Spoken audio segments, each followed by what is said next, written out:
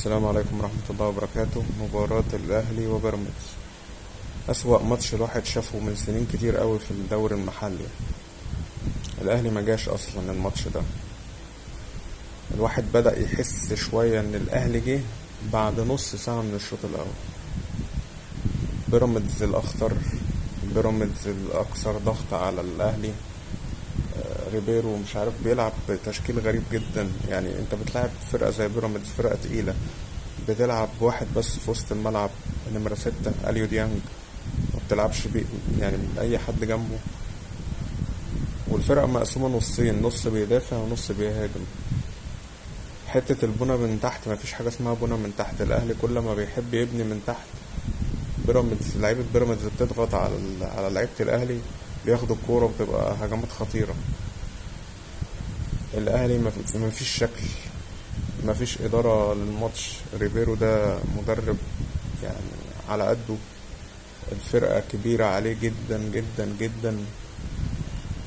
يعني الواحد مش عارف يقول ايه بصراحة.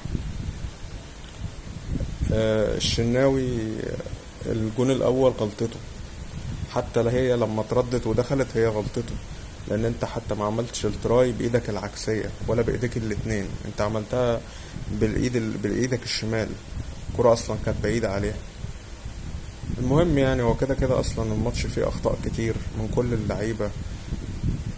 كل واحد تحس ان هو بيلعب في وادي، والمدرب في وادي، واللعيبة في وادي. ماتش غريب جدا يعني، واداء وحش جدا.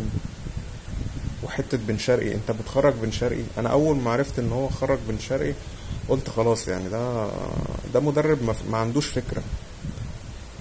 وسايب تريزيجيه في الملعب، وتريزيجيه ما عملش حاجة يعني. واول فرصة لبيراميدز كانت في الدقيقة 4. انا قلت لا، بيراميدز شكله نازل يجيب جون. الدقيقة 5 الجون الاول جه اصلا.